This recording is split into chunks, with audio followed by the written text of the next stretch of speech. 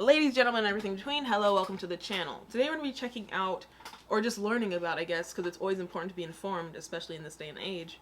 We're going to be learning about what's going on in freaking Afghanistan. So just a preface, or from my understanding, basically, since George W. Bush, who is one of America's older presidents, we were, I guess, at war with the Middle East, but also trying to make peace with the Middle East. And I believe it was Donald Trump, our previous president, who was trying to get American soldiers and just Americans out of the Middle East. We were trying to end the war, and now Biden, our president, has officially done it. He has taken away all soldiers from Afghanistan or that area. But that being so, he did it in a way that was like very rapid and quick, wasn't much planning, I guess. So that enabled then the Taliban, who we consider is a terrorist group, has now taken control of the government, overran, the president has evacuated, overran the government building, the capital, Kabul, and basically Afghanistan citizens are fearful, scared, all that stuff. And on the political side in America, the Republicans are saying no refugees, but obviously the Democrats are saying yes refugees. It's a whole mess going on. Why does it apply to you British people who mainly watch the channel? Because you're an ally of America. It doesn't directly hurt you, I guess, but if today they decided to use one of the drones or airstrikes that we freaking abandoned over in Afghanistan against us, bitch, it would apply to you because you have to gear up and fight with us. But anyways, yeah, like I said, we're going to be checking out the details and everything going on. I want to get a well-rounded, I guess, view, so we're going to be reacting to Fox News, BBC, which is the British perspective, Fox News is the Republican perspective, and the Democratic perspective. I think it's CNN, I don't really know. But yeah, here we go into it. Subscribe, like, do all that, and yeah. So, I found a video by Ted Cruz. If you guys didn't know, I'm from Texas, so this is like directly hitting home. We got Ted Cruz lays into Biden over catastrophic disaster in Afghanistan. My thing is, like, everyone's been saying they want our troops out of Afghanistan, and now that it's kind of happened and there's been a slippery slope of just repercussions from it, now everybody's looking at Biden and blaming him. I'm just like, isn't this what we wanted? And now it's happening, now everybody's switching up. At this point, let's bring in Senator Ted Cruz, Republican from the great state of Texas. Yeah! Mr. Senator, Florida Senator Rick Scott suggests President Biden be removed from office. Boy, I don't even want to hear the words impeachment or anything after the last 4 years we have had. At this point, to me, Biden is like a godsend, so let's not even put that on the table. Be just removed from office because of this debacle. You're calling it an embarrassing spectacle. What do you think about removing the president from office? Well, I think what's unfolding in Afghanistan is an absolute disaster. And did you see, like, all the people clinging to the U.S. plane that was literally about to take off? You had a bunch of Afghanistan citizens literally trying to just claw or hang on to the little wheels or anything. Anything that they could do just to get the heck out of there. Like, people are evacuating, flooding to different countries. It's so sad and, like, scary. I can't even imagine what the people are going through. And the women from those countries, because at this point, their rights are being taken away. Their human rights.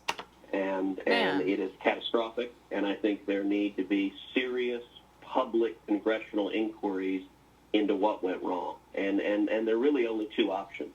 Number one, the intelligence and war planning of the Biden administration was catastrophically wrong.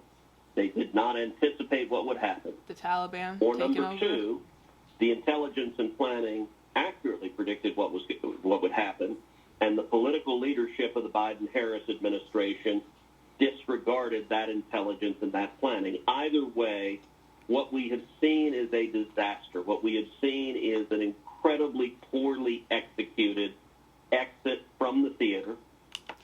In my honest opinion, I feel like what Ted Cruz just said was probably true, the reasoning behind Harris and Biden.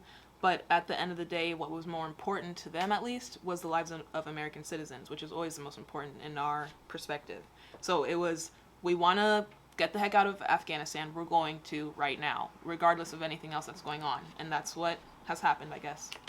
And it is endangering the lives. Thousands of Americans remain in Afghanistan. True. It appears the administration had no reasonable plan to safely allow those Americans to leave. Thousands of Afghans aided and assisted our military presence for decades, and it appears that the administration had little to no plan to help those Afghans exit the country as well. And that's true, because now they're going to be looked at as traitors or whatever. And this is a military failure, a failure in planning, a failure in execution, that falls squarely on the president. And sadly, at least so far, it seems the president is trying to blame everyone except himself and his own administration. Will we be trusted in the future? Is our word good?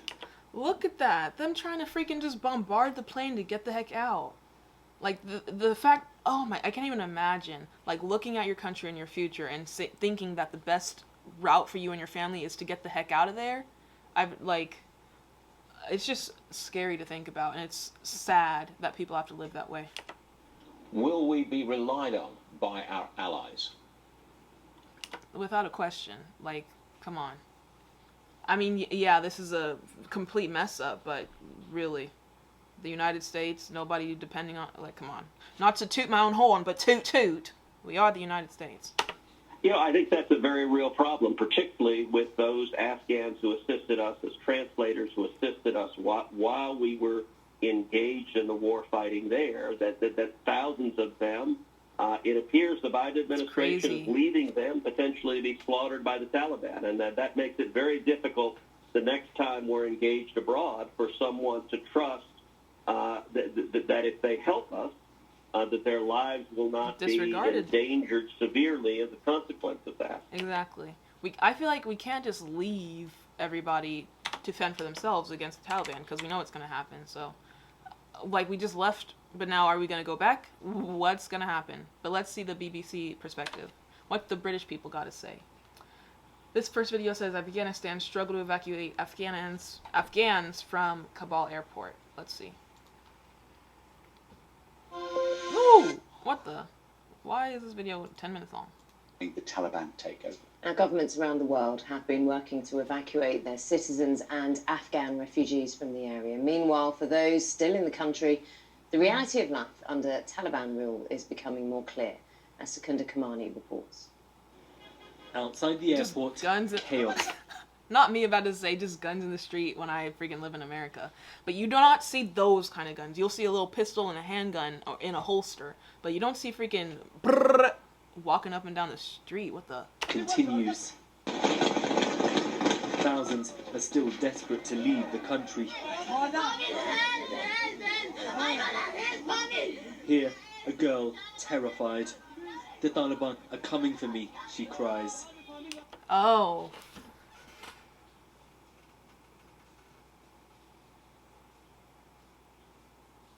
And not only are you afraid of the Taliban, but them being pushed up against those fences, like suffocation. What was that thing that happened in, I believe it was Scotland. It was some football game, and it was just like a bunch of people passed away because of all the pressure and like the crushing in the stadiums. That's possible here as well. It's like, what do you even do? At the same time, I'm just like, I'm proud that I don't work in our government, or, you know, I'm proud that Biden seems like he's a good man and will be able to figure it out, you know. This family has been camped outside here for 5 days. The situation here is very bad, she says. At least she's wearing a mask, unlike the rest of the people. Wear your mask. No one wants to live here. Everyone wants to live in peace and to be able to study. We want to go anywhere that is safe. Despite assurances from the Taliban that anyone linked to the government will be given an amnesty, many here are deeply fearful for their future, and that's why we're still seeing these just chaotic random scenes gunshots in the street at the airport. No one's clear yet what comes next, but political discussions have begun. This was the arrival of a deputy leader of the Taliban in Kandahar, their spiritual home. Whilst this is a member of the notorious Haqqani family, deeply entrenched in the Taliban's leadership, meeting with former President Hamid Karzai and other senior Afghan politicians. Fucking makes me sick. Let's see the Democrat perspective. I think it's CNN. Just one more.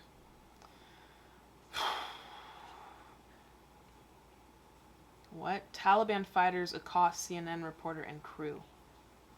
Jesus Christ. Let's bring in CNN's. You told me to cover my face. Oh, because she's a woman. Jeez. How can you live in the freaking 19th century? You told me to cover my face. But he doesn't Fuck want off! That's what I have to say to him. What the heck? Who are you? Literally, who are you to tell me what to do? Because you have a penis, not a vagina. If I kick you in the balls, you're gonna fall. Come on. to comment on that truncheon he's carrying. The fighter tells us these chaotic scenes are the fault of America.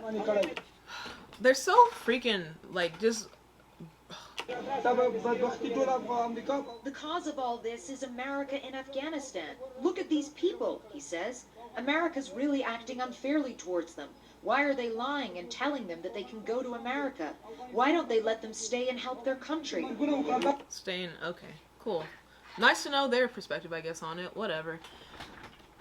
At this point, it's a big just question mark for where we're going next, what to do, how to help these people, how to help the women specifically. I don't know. The world is just an ugly place, and it's our job, I guess, to make it prettier. You know how y'all say America is a trash can with a Gucci belt on? That's the entire world. See you in the next video. Bye.